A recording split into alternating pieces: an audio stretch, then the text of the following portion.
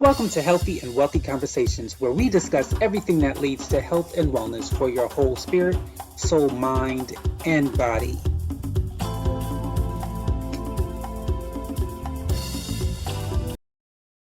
Hi, and welcome to another episode of Healthy and Wealthy Conversations. I'm your host, Casey Bell, and today's guest is Celenza. Let's get the show started. All right, welcome to the show. I have your email. You said that you started a program on self-confidence. Was that naturally something you've had growing up, or did you have to learn how to obtain that for yourself later on in life? I had two very confident parents. So I think one of the things that they installed in me more than anything was confidence in believing in myself. I also had a lot of grandparents and also immigrant grandparents from Italy that also installed a lot of confidence, I think, because of what they went through coming to this country and being Italian immigrants and having to go through many things. And they wanted me to kind of have the confidence that they had to be able to come over from another country and live the life of their dreams, basically. When did you recognize it was nice for you to grow up with self-confidence? You noticed that it's not something that most people go through. When did you recognize it was definitely something you needed to share with other people? I had a production partner because I was a filmmaker who has a PhD. And he used to say, anytime I talk to anyone, I always try to install confidence in them.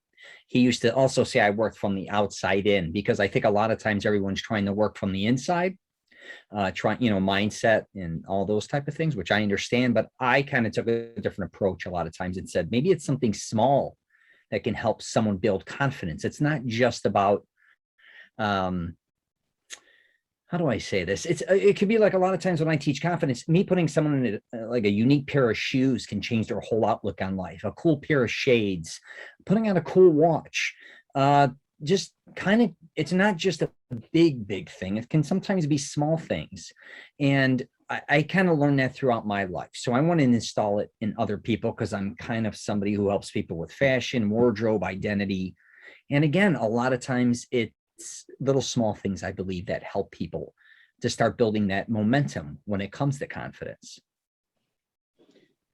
How did you figure out how to do this? Because this is not like becoming a plumber or a police officer. This is not really, how do I say, a job, so to speak. It's a job. It's a great job because we definitely need more self-confidence. I don't think there's enough of it, which is why there's so much hatred and criticism and people on social media cursing at perfect strangers. Right. And I truly believe that's because of low self-esteem. How did you know how to go about doing this and getting the clientele? I first think I grew up in a family that was in the fashion industry. So my grandfather owned the largest garment shop in Chicago and tailoring shop. So a big part of our identity was our clothing, right? And then I also had family members that were in the film industry, that were involved with hair and makeup and things in that nature. And my father was a very well-known hairstylist when he was younger, who ended up leaving that and opening his own nightclub. So I basically was born and raised in the nightclub environment from like 2 to 14. From there, I actually went on to start modeling.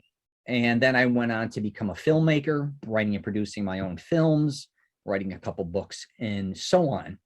Again, having parents and other family members that were doing a lot of incredible things, I think I was very fortunate to be in those environments, right, where they were all very confident. I also grew up in two environments with two different sides of Italian families. One was kind of street, I guess you could say, in the city of Chicago, very confident to survive. Those type of guys, if you know what I'm saying. And then I had wealthy family members on my father's side that were very were doing things that not a lot of people were doing, running large companies, having homes in South Florida, their own boats, luxury cars, living a different lifestyle. So I was able to kind of live in two different environments that actually showed me how you had to have confidence to survive in both of them. So that's kind of, I think, what naturally came to me. And believe me, I've dealt with rejection my whole life. It's all about failing forward and being, when I was making films or whatever I was doing, raising funding, and I mean, literally, if it doesn't matter what it was, I was always failing. But it's not about, always getting knocked down, as my mother would say. It's like, you got to get up. You can't get knocked out. But believe me, a lot of confidence that I built throughout the years was because of all my failures and understanding how to deal with those failures. With that said, how do we deal with that as far as rejection? Because even nowadays, different from when we were growing up, when you were playing games, you either won or lost. Now they're having trophies for everyone, all the children, because they don't want the children to feel bad. The thing is, that's how you learn, that it's okay to rejection, it's okay to lose. So Yes. how do we deal with that? How do you deal with your clients, teaching them that rejection doesn't mean you need to now have low self-esteem? I'll tell you one thing. I hated to lose so much because I was very competitive growing up with sports. I even started a clothing line called Sore Loser Wear. I own soreloser.com and sorelosers.com. That's how much I hated to lose. My slogan was, it doesn't matter if you win or lose as long as you come in first. I think it kind of started there. But with rejection, you have to take rejection and make it your strength, not your weakness. I think what happens, like for instance, in my program, a lot of men get rejected pursuing women or get rejected regarding many things. You're most likely going to be rejected if you try to exceed your boundaries, because if you're not getting rejected, let's just say hypothetically, you're not really doing that much. If you want to make something, if you want to go big time or you want to excel, you're going to have to grind, because to become something really special takes a lot of work. And to get to that point, it's going to take a lot out of you. It could be emotionally, financially, whatever. If it was easy to become hypothetically a millionaire, or if it was easy to date beautiful, intelligent, attractive women, everybody'd be doing it. But most people are not. And the reason why is because it takes a lot of work, time, and effort. Again, with confidence regarding what you're saying is, in failure, I talk a lot about failure because failure is a strength, not a weakness. But people always look at it as a weakness. But you are going to get rejected. You are going to fail. You are going to get ghosted. You are going to get dumped. You are going to get left. All that you may, even if you're in a relationship, I tell people most likely you're going to get cheated on. Most likely you may end up in a divorce, maybe not, but there's all these things you have to take an honest approach that throughout your life. You're going to go through a lot. And I don't care what age you are. You could be in your 20s, your 30s, your 50s, your 70s. You're going to have to overcome this. And that's one of the things I've actually been doing on my TikTok, to be honest, is understanding that this is a long road. Same with health and wellness or anything. It's not something that's just going to stop, if that makes sense. So get prepared, take a hit. You got to have some thick skin and just realize you're not alone. Billions of people are going through this. I don't care if you're a man, a woman, young, old, middle-aged, baby boomer, Gen X, millennial. We're all going to have to we all have to overcome things. So other than rejection, what would you say is, and I know everyone is unique and different, has their own background story. From your experience, what would you say are two or three things that cause people to not have self-confidence that they don't even realize that's the reason behind it? I don't think a lot of people really realize all their potential. Maybe they were in an environment where someone was always breaking them down.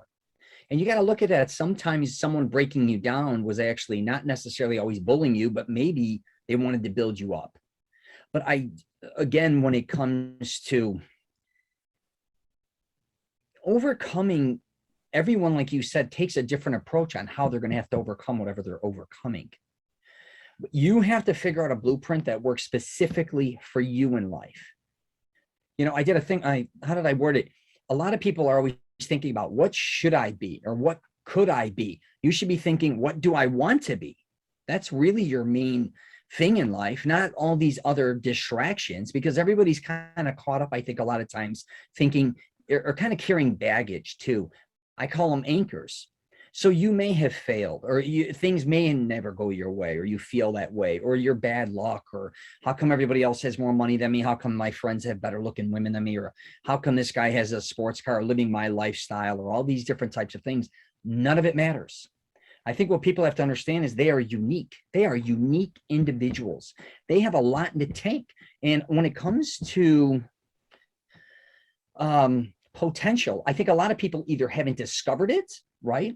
Or even if they did, they don't know how to master it. They kind of gave up on it, or they don't know how to build off of that.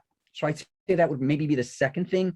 And the third thing is, what life really comes down to, when I talk about it all the time with confidence, is to live the life you want. You're going to have the confidence to do what you want, when you want, with who you want to do it with. If you don't have those things, what the hell are you living for?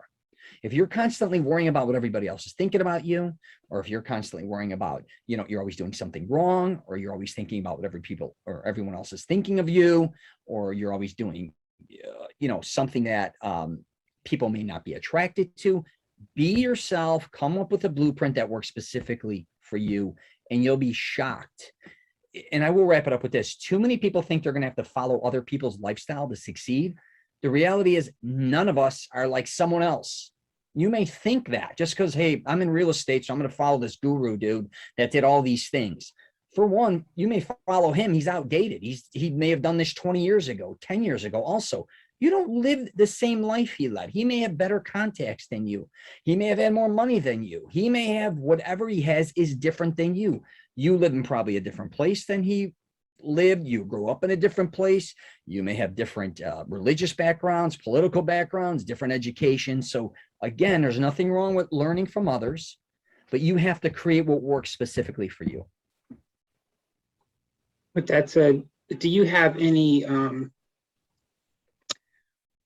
tips or how someone, because one of the things I noticed in life is that when it comes to self-confidence, like 4 years old, you were whatever your parents put on you and you didn't care. Mm-hmm. And even when you dressed yourself, sometimes you didn't look too good and your parents had to redress you.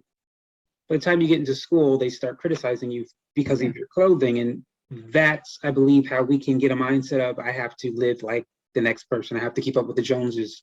I have to buy that new car because my neighbor did. I have to, et cetera, et cetera. And so what are some tips people can start doing to get out of that mindset that I have to be liked by everyone and I have to dress and live my life as everyone else has just so I can be accepted? You're always going to be weird in someone else's eyes. I'm telling you right now. I'm not just saying this. I was a pretty popular kid, but I was living in Chicago and in Florida, two totally different environments because my parents got divorced.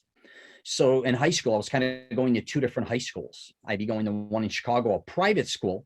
During the year in summer school, I would be going in Florida because I wasn't the best student, to be honest with you, always.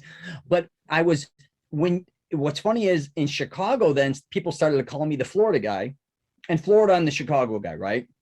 I was very adaptable because I can fit in kind of anywhere, and I just had the confidence to dress the way I wanted. I'd be preppy one day, kind of look like a city slicker, look like a golfer the next day, kind of look more or less like a skater the next when I was younger.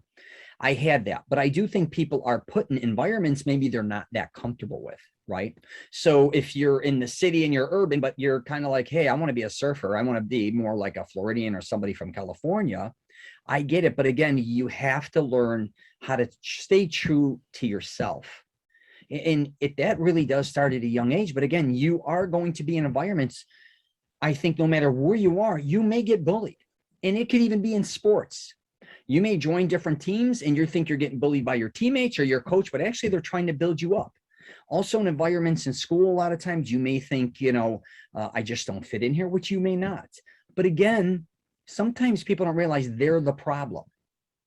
And I don't think a lot of people want to acknowledge that. Like you may go into a classroom and have a bad attitude or not want to conversate with anyone. Then you're like, or you're ignoring everyone. You think everyone's an asshole. Then all of a sudden, people are treating you kind of the way you're treating them a lot of times. And I don't think people want to take an honest approach regarding that just as they age as well.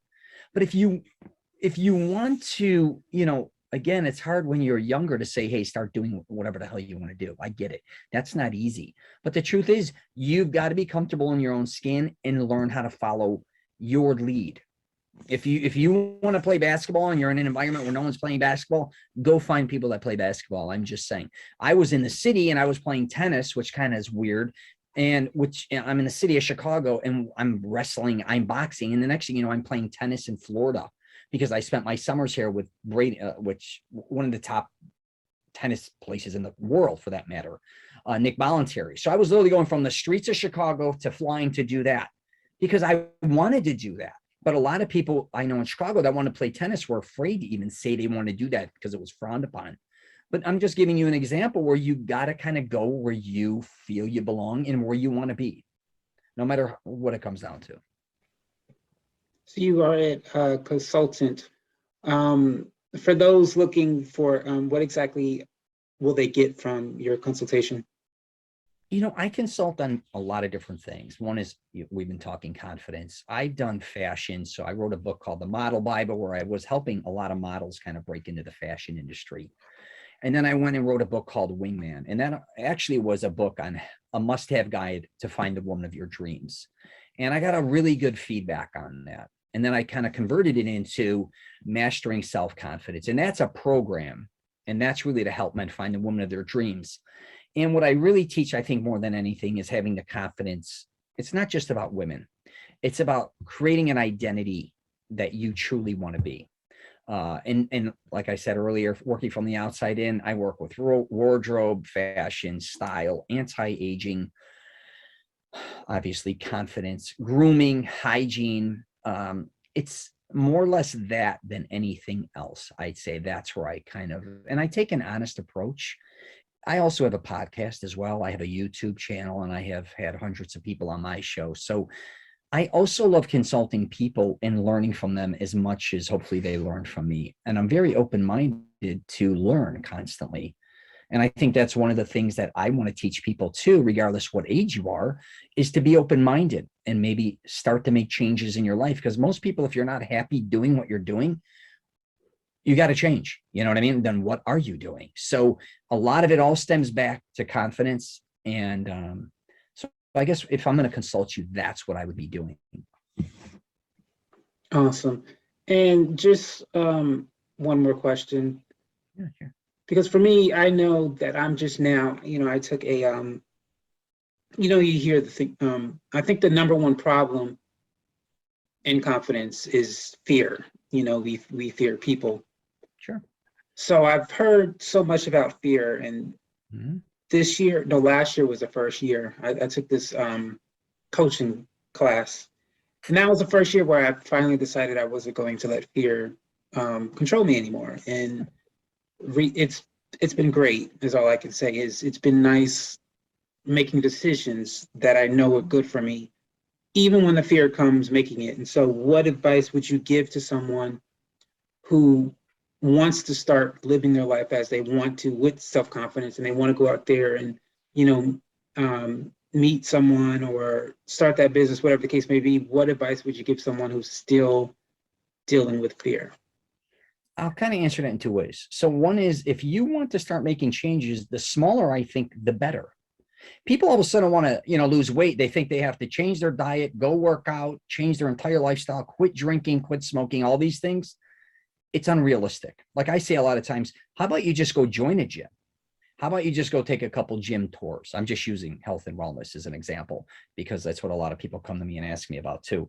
So, and we haven't talked about it, but yeah, let's start small. Everyone wants to go big. It's like a business as well, as all of a sudden you decide they want to go all in on this business. And a lot of people don't even realize what it is to run a business, how much money, time, and effort. They think they're going to build a website, which is kind of the fun times, right? I'm going to put photos up. I'm going to have a website. I'm going to buy the domain name. I'm going to do all these things. They have no idea how to market or do anything else. But before they even do anything, why don't we truly first maybe go start helping somebody for free or learning more about that? Because I think what people think with anything is it's one way, and it's not. It could be like me making films. I said a lot of times people think because I'm at the Emmys and I'm at all these award shows and I'm making films that it's all red carpets and all these things. Quite the opposite. I mean, it exhausted me making movies, how much time and effort. And I mean, it's a privilege and an honor, but how tired I became doing it. So if you want to become a filmmaker, a lot of people will be like, I went and made full features, but I'm like, make some shorts. You know what I mean? Like, just start off small. Even if you do a one-man show or do something, just start the process. You don't all of a sudden have to raise $10 million unless you want to. So those are things that I think people really have to take on as far as that goes. What was the other thing? Say that one more time, because I got caught up with that. Oh, fear. I don't care who you are, you're going to have fears throughout your life. I talk a lot about fear because I think a lot of people think that they have to overcome all these fears very quickly. So if you have anxiety talking in front of people, I got to go take a class on how to do that, and then I'll be able to talk in front of a lot of people. Most likely that may not be the case. I'm just telling you, it may work, but a lot of times it doesn't work. It'd be like me, I'm afraid of heights. I use in my books, for example. Okay. And I've been able to kind of conquer my fear of heights, like getting on planes, because for the last 12 years, I don't know how many thousands of flights I had to take, traveling all over North America and Italy and whatever. I was afraid of, but I was able to, as a young man, eventually get on airplanes and overcome that fear. Does that mean I'm still, like my daughter, going to go start jumping out of planes? Absolutely not. Do I need to overcome that fear? Absolutely not, because I have no interest in that. But I think a lot of people think I have to overcome all these fears. Figure out what you want to do, and then let's start figuring out what we have to overcome. In time, if I wanted to maybe jump out of a plane or maybe overcome different types of fears, I can work on that. But let's not get caught up with all the bullshit that I have to overcome this and I have to overcome that and all these things at once. Again, pick one thing. So again, if you're afraid to talk publicly, let's just start small. Start, and I do this with a lot of guys, actually. They're afraid to talk to women. I'm like, I get it, but let's first just have conversations even if you're with me on Zoom, because they don't even know how to talk to me, let alone women. So let's kind of take an honest approach. Let's take it small. Let's just start having conversations, kind of playing the role here, and then eventually we'll move on from there. But you're going to have fears. You have to understand that. No one can overcome every fear, I believe, no matter who the hell they are, because we all have certain fears, but a lot of what we want to overcome, I won't even waste my time on. That's just my opinion on it. That is all the time we have for you today on Healthy and Wealthy Conversations. I want to thank our guest, Rich Celenza, for stopping on by, and you, the audience, for watching. Thank you. Have a great day.